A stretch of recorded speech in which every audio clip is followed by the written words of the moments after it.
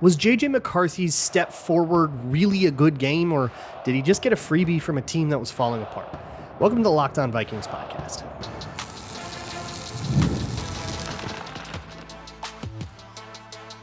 You are Locked On Vikings, your daily Minnesota Vikings podcast, part of the Locked On Podcast Network, your team every day. What's up, everybody? Welcome to the Locked On Vikings podcast, where we're always trying to learn something new. It's part of the Locked On Podcast Network, the #1 sports podcasting network. Today's episode is brought to you by FanDuel. If you want to be right in the middle of the action this season, visit FanDuel.com and place your NFL live bets all season long. Today on the show, I have a whole bunch of stuff I want to talk to you about, but we're going to focus in on J.J. McCarthy a lot for obvious reasons, but I also want to focus in defensively on Eric Wilson and give you an update on how that's going. It's been a few weeks since I've really touched on that, so we're going to get into that as well. But first, we're going to spend most of the show today on J.J. McCarthy. I think that's what most of you would be wondering about, and the central question that I open the show with. The Commanders are sleepwalking through the season, right? They're zombified. So did McCarthy do anything that actually gives us any comfort, any hope? Or did he just kind of dismantle a broken team the way anybody could dismantle a broken team? And the answer to that, I think it has to lie in some of the stuff in the tape. If you want a more visual breakdown and one with a lot more detail, with plays, with examples where I show my work, patreon.com/LukeBrownNFL, where I have been doing about an hour-ish long video on every single J.J. McCarthy game.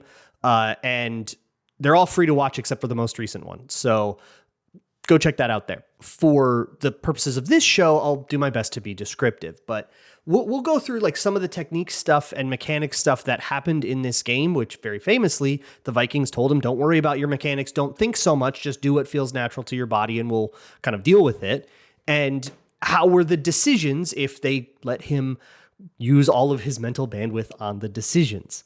So there's kind of two parts to that question, but there's also the idea of like, what is our expectation against a team like the Commanders? Or perhaps put it another way. Let's look at next week against the Dallas Cowboys, who also have a defense that has been struggling. What do you want to see from J.J. McCarthy in that game to prove that J.J. McCarthy is playing well? What would count as a good game to you? The answer lies somewhere. Is it a 50-burger, a 40-burger, scoring 31 again with the help of some short fields? To try to set a baseline here, McCarthy's game against the Commanders was the 4th best game against the Commanders this year. The Commanders were also very hurt in this game in a way that they weren't necessarily super hurt when, say, the Packers played them and Jordan Love didn't quite do as well. Or, you know, in week 1 when it was Russell Wilson and he fell apart against the Commanders. The best game came from Sam Darnold, the next one from Jared Goff, the next one from Michael Penix in week 4. He was really hot earlier in the year before, of course, he got hurt too. And then 4th is J.J. McCarthy. That's by EPA per dropback, by the way. So, like, it's not like he's just doing, you know, the worst job of anybody at beating a team that everybody beats. He did outplay, say, when Patrick Mahomes played the Commanders and they won 28-7, this game was more productive than that one, right? Now they're all single games. Don't freak out.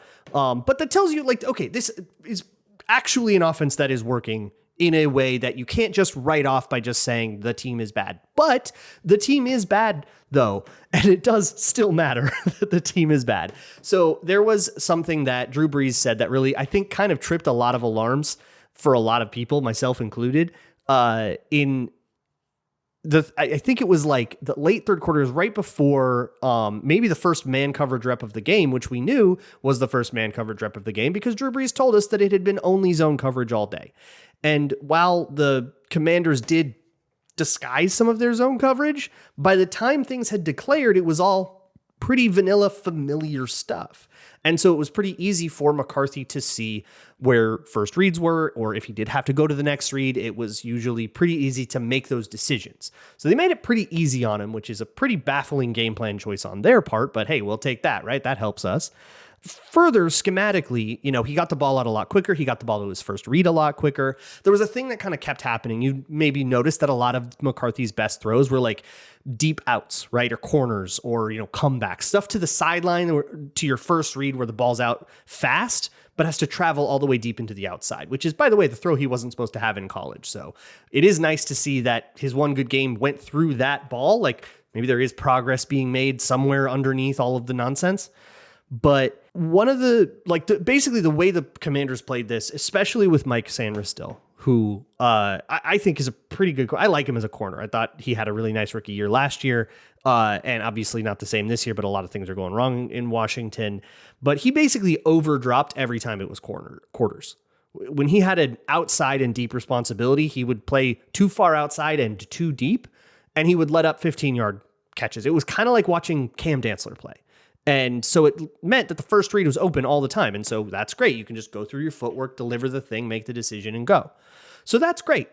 Now, what was happening, say, the week before when Bo Nix was about half as productive, at least by EPA per dropback, as JJ McCarthy was? What's different about that game is, hey, that's a question for Locked On Broncos, but that was what was going on in this one. And so you kind of have to ask the philosophical questions about, like, how much do you care? Okay, so the Commanders made a mistake and made it easy, but the Vikings punished that mistake. Well, punishing mistakes is like 2/3 of production is they made a mistake and I found it. So they always manage to find the mistake, and I think they do deserve genuine praise for that. But here's what I'm going to say about the McCarthy thing, okay? Don't get too mad at me. But I don't think this game represented the same step forward that it like statistically feels like. That doesn't mean that I think it was useless, but a lot of the issues that have plagued McCarthy were definitely still there. But the thing is, they were there less often and they had less impact because the Commanders couldn't find the punish, right? The Vikings punished the Commanders' mistakes. The Commanders could not punish JJ McCarthy's mistakes. And that's the difference between scoring 31 and scoring 0. So I think this is a good opportunity to go straight back to square one for maybe anybody who's been checked out for a little while because the Vikings were disappointing and you're just coming back in, or you just want a refresher on what the things with McCarthy have been that have been like patterns throughout the year. And one of those things, and it's the thing I'll start with the thing that I do think got a lot better in this game. And it's that McCarthy's feet were aligned with each other basically the whole time. They very rarely got out of sync with each other. If they did, it was like a pressure situation. There's one play where that's like a perfect example of this happening. It was one of the only times it happened in the whole game. The play where McCarthy threw an almost interception down the field deep to the left to Justin Jefferson, and Justin Jefferson couldn't fight through the corner and bring the ball down and it ends up incomplete. You remember that one, right? So on that play, there's pressure that forces JJ McCarthy off his spot. I think the decision to throw it to Jefferson is good. I think that's absolutely the correct decision. I think the ball placement was bad and it ruined what was otherwise a great opportunity to get touchdown Justin Jefferson. It was Mike Sanderstill again, and he was playing a really weird drop for what looked like quarters to me. Maybe it was some kind of cover two when he was supposed to drop to the inside. But the point is, he dropped really far to the inside and Justin Jefferson was running an outside fade. There just was a ton of space to leave that ball. But McCarthy had to move his feet. He had to move off his launch point, and he didn't do so like maintaining the angle of his toes. So his hips opened, his feet opened, and then suddenly he was basically standing square like Mom, I Threw Up to where he was throwing the ball, and that's just not going to be very powerful. You wing it with your arm, you spray it. That's always kind of how inaccuracy starts, is your technique is wrong, something is up, you end up having to go all arm, and it's just way harder to control that, so you lose control and you miss. So that's the bad version of what happened. If you look at like the misses in the Ravens or the Bears games, the most recent Bears game, where he was just wildly inaccurate, that was happening constantly. Anytime, whether there was pressure, whether it maybe just kind of felt a little bit like there was pressure, whether he was seeing ghosts, his feet would misalign. What you want is like, imagine his feet are clipped into a snowboard. If you've ever been on a snowboard, you can't exactly shuffle your feet back and forth. They're attached to each other. If one rotates, the other rotates, right? If your front foot goes forward, your back foot goes back, and vice versa. They have to be together. So imagine that your feet are on a snowboard. You should never break the snowboard. You should always be on the snowboard. And if you have to step a little bit, that's fine, but maintain the snowboard. If you have to, run around, just totally lose your base and scramble because of pressure, that's fine. But before you throw, get the snowboard back, set your feet. And he was all over the place. In this game, he maintained the snowboard, I would say. And especially on the throws that you liked the most, the ones that felt the most accurate, especially the ones deep into the left, he maintained the snowboard. That I thought he did a really nice job at. There were some other things that have been problems all year long that maintained problems, but he either got away with it because it just happened to kind of luck into being accurate anyways, or because the Commanders just didn't quite have the setup right to punish what other teams have been able to punish and turn into terrible plays. So I'm going to get into those things next. Plus, I want to talk a little about Eric Wilson. So we got a lot to do here on Locked On Vikings. This episode of Locked On Vikings is brought to you by Mint Mobile. There's no reason to let big wireless drain your wallet, especially during the holidays. Right now, Mint Mobile is doing their best deal of the year. All of their unlimited plans are 50% off. That means you can lock in 3, 6, or even 12 months of unlimited premium wireless for just $15 a month. It's the easiest way to take your overpriced phone bill and give it the full Scrooge treatment. It lets you keep your same coverage for a lower price, your same phone number, all your contacts, everything will be transferred over in just a few minutes. And the service is fast and super reliable. So you're not overpaying to stay connected, and you're getting the same thing that you're already used to, just paying less. So turn your expensive wireless present into a huge wireless savings future by switching to Mint. Shop Mint Unlimited plans at mintmobile.com/LockedOnNFL. That's mintmobile.com/LockedOnNFL. Limited time offer. Upfront payment of $45 for 3 months, $90 for 6 months, or $180 for 12 months plan required. That's a $15 a month equivalent. Taxes and fees. Initial plan term only. More than 35 gigabytes may slow when network is busy. Capable device required. Availability, speed, and coverage varies. See mintmobile.com. Before we move on with the Locked On Vikings podcast, an announcement if you haven't heard it already. Thank you so much for making the Locked On Sports Network the #1 sports podcasting network.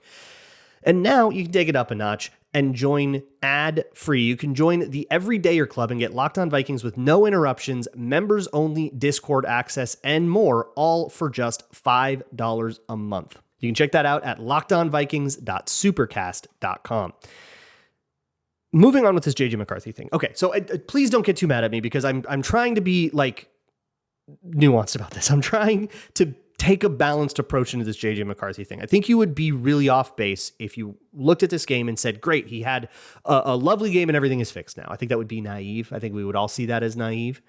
And the reason that I would see that as naive is not just that it's a bad Commanders team, but that you could still see some of the issues. For example, in that play that I broke down in detail with Justin Jefferson opening the end zone, yeah, he did lose his feet when there's pressure. That's been an issue all year. There were some turndowns that I didn't really like. Sometimes when, from what I understand the read to be, based on just my kind of experience and knowledge with McVay systems, now covering it for a few years and studying other McVay systems, but also just watching McCarthy's eyes. He is looking at a guy that is open and not throwing it to him. That can't be right. So based on what I understand about these, he did kind of move on a little bit and start to rush a little bit. And he did, again, get a little sloppier as the game went on. Now, he wasn't terrible, and it didn't matter because he had a huge lead. And so you weren't passing a lot anyways. But that last handful of passing plays, he got a little bit of that jitter back that you don't want to see. In particular, there's a play, I was asked about it on the mailbag yesterday on Town Hall Tuesday. It was a sack on the goal line. I think it went down as a sack or maybe a rush for a yard, where McCarthy's looking to throw a rub route, just a pick play to Jalen Nailor, just trying to get traffic on the goal line and then run to the flat, right? And it goes disastrously. Jordan Addison and Jalen Nailor mess it up really bad. Nobody gets out for a route, so it's not there. And in that situation, that none of that part is McCarthy's fault. But what I didn't like about that play was that he didn't just progress to the other side of the field and look at what else he had. Like those weren't the only two routes on the play, right? He dropped his eyes, he lost his base and he lost his feet, and he started looking for an escape lane, couldn't find one, but was taking steps kind of haphazardly into trouble. And so to me, that just reads panicky. And then, like, honestly, if he had a better sense and he had, more calmly assessed the angles and the lanes that he had to escape, he probably could have rushed for that touchdown. But instead, he ends up kind of being indecisive and getting tackled before he really gets anywhere at all. And I really didn't like to see that. Of course, we can talk about the hip rotation thing. That is just ever present in all of these throws. His hips over-rotate a little bit. You see the leg whip everybody talks about. It's just kind of constantly there. But what I'll say is it was a lot less. So there's a tiny little baby step forward there, that it was less than it was the last month, right? So I think if he's not thinking about other stuff so much, the mechanical habits he started to build on, like this camp, started to metastasize a little bit more, which is nice, but it's not enough yet. But there's something to that.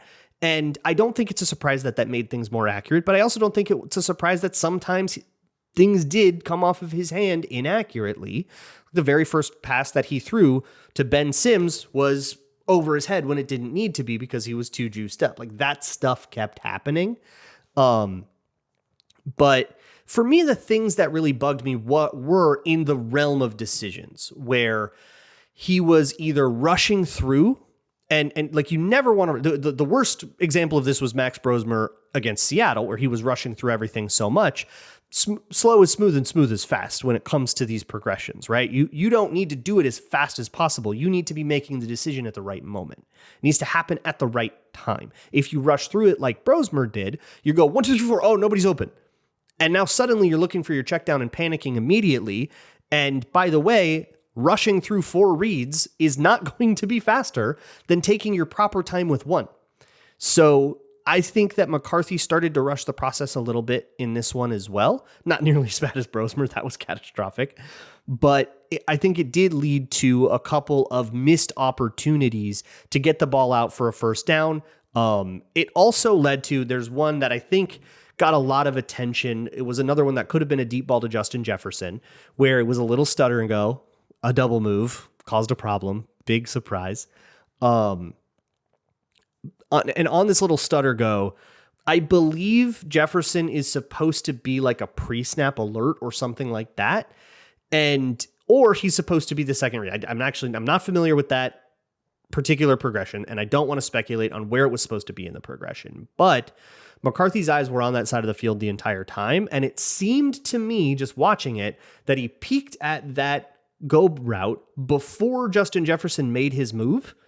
And therefore, before you would really know if that's going to be open or not, because he got the guy to bite really bad, and it maybe was even a busted coverage. And McCarthy failed to identify that. He ends up scrambling. It was like a 16-yard scramble. So he ended up getting quite a bit out of that play. So good job, good for you. And you love it when a player can use his legs to give mistakes a floor, right? To make the world forgiving on you. And hey, dive down, protect yourself. I like that too. I would prefer if you slid, but we'll take it for now. At least you're thinking to protect yourself. But the point I'm trying to make is that he rushed through and missed an opportunity several times throughout the game. This was happening to a worse degree in other games, but it's certainly not gone. So when I talk about what kind of a step forward this game is, it's a baby step. There is absolutely improvement, undeniable. He did some things better than he has done in the past, especially in the very recent past, and that is encouraging in and of itself without even considering who's on the other side of the ball, or who he's throwing to, or what the play call was supposed to be, or any of that. There's just stuff that looked better. But those problems are very much still present, and a better team, a better pass rush, better secondary, better whatever, is going to exploit those things, and JJ McCarthy will play poorly again. It will happen. That's life. We are not out of the woods where suddenly he's going to be a great quarterback every single game. That's not how the NFL works. So I just want to temper you a little bit. You can still be happy that he took a step forward, and what I think is more important is the offense took a step forward. They quickened things, they shortened routes, they simplified things, and it worked better without McCarthy having to magically wake up as a Cinderella on before midnight, right?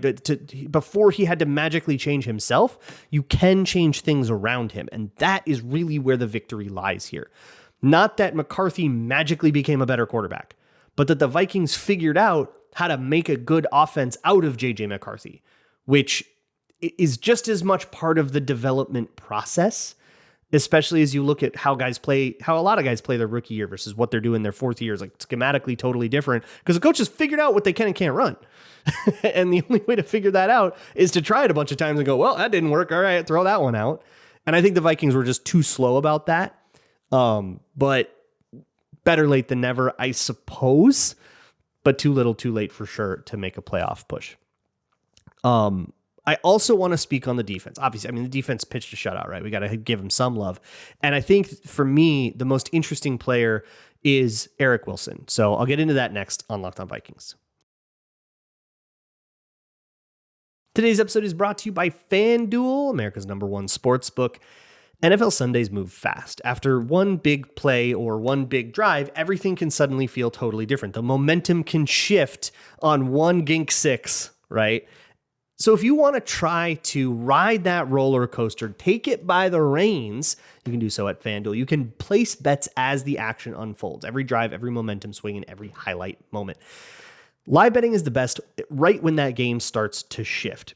And you can feel it coming, can't you? That Nas Reed three-pointer or that big Justin Jefferson play that's going to spring everything loose, or maybe that big J.J. McCarthy interception that's going to ruin this lead you're scared about. Whatever it is, you can go to FanDuel in the middle of the game, and you can bet on whatever. You can bet on live spreads, you can bet on live money lines, even player props update instantly and constantly throughout the game.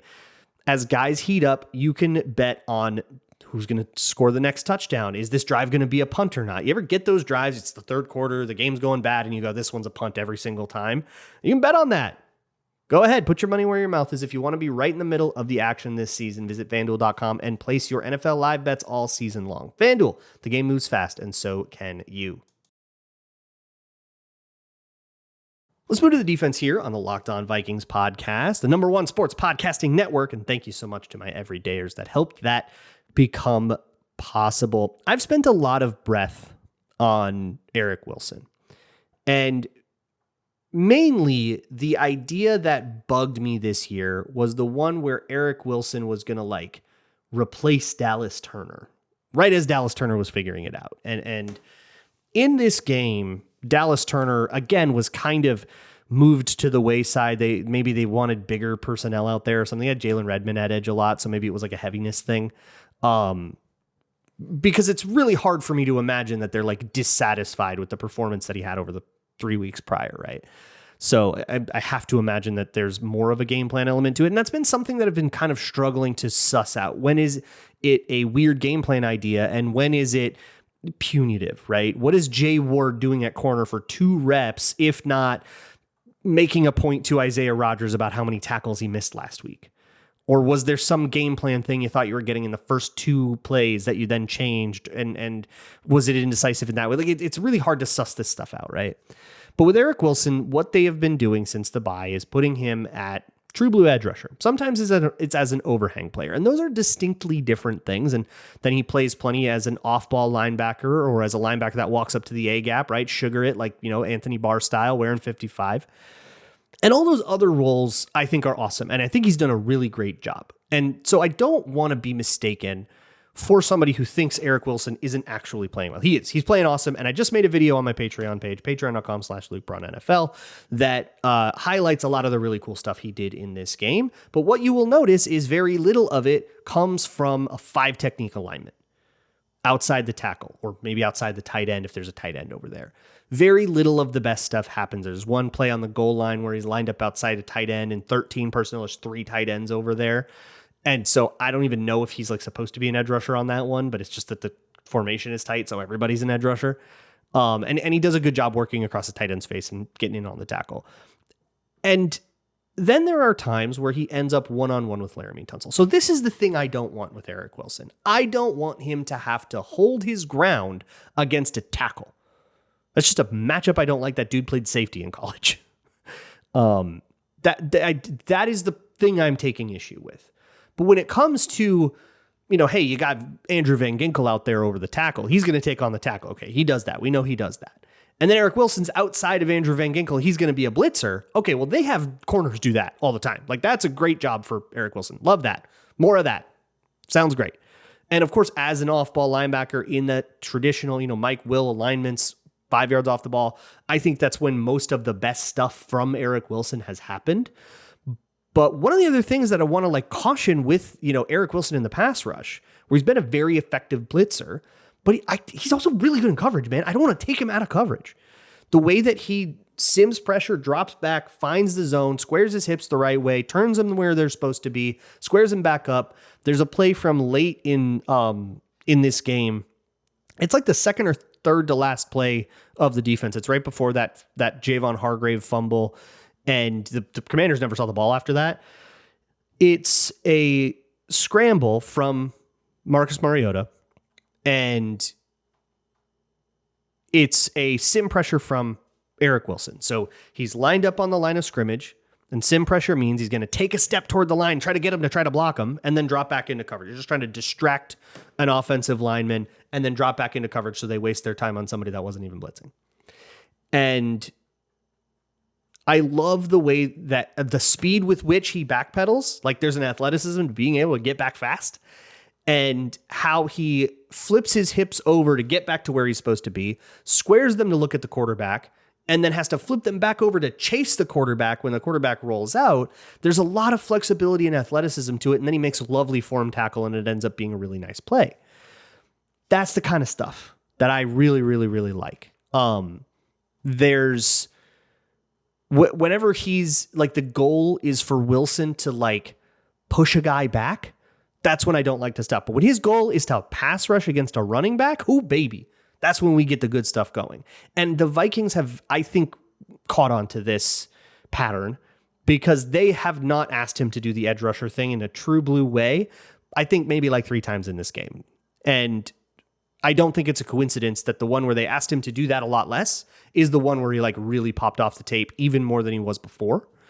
So we have a really interesting conversation to have in the offseason about who stays and who goes, right? Because this will not be, they are not going to run back the same roster. They could if they wanted to, and I'll do all my little cap exercises. If you're not a long time every day or every offseason, I'll do cap exercises where I'll say, hey, what if they're not allowed to cut anybody? Here's how they could make the cap work. What if they want to cut everybody? Here's what they could do. And then the truth will always lie somewhere in between.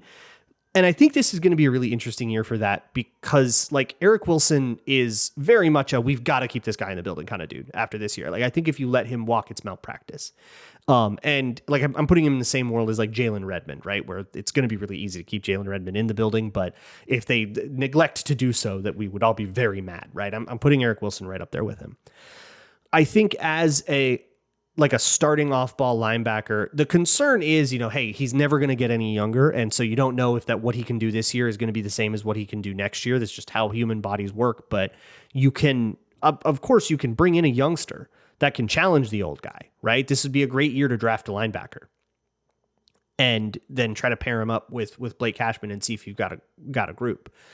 So I'm stoked on Eric Wilson for sure. Please don't get it twisted. I just think that they had a bit of an overthought idea on how to use him. There's a rep in the Patreon video against Laramie Tunsil. Eric Wilson versus Laramie Tunsil. And it goes exactly how you think it should go. Just totally breaks him in half. And it's we don't need to do this with that guy. We don't need to put him in that position. It's lucky because the run is going the other way. And so if I'm Dallas and I'm man, they like to put 55 up on the line, huh? Okay, I'm telling my O-lineman, we're going to check the run over to that side if he's on the line. Every time. I'm checking the run over to where 55 is. If he's going to be at the point of attack, I can blow that guy up. That's what I'm worried about.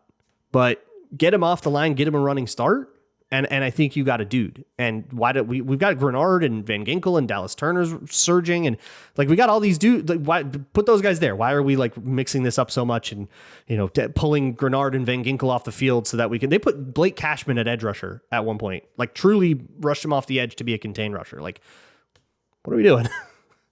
But I mean, who am I to complain? It led to 0 points, so it was obviously a good game plan. I worry about things moving forward with a team with its stuff together of more than the Washington Commanders. And really, my primary emotion, I'm being really nitpicky and pedantic with this edge rusher thing. Eric Wilson rules, and I'm really excited to see what he can do for the next 4 games. And I honestly think he's made himself a pretty decent chunk of change this year. And hopefully that chunk of change comes from the Minnesota Vikings. I will talk to Locked On Cowboys tomorrow for this upcoming Sunday nighter. So excited about that crossover Thursday. I will see you all for that. And as always, Skol.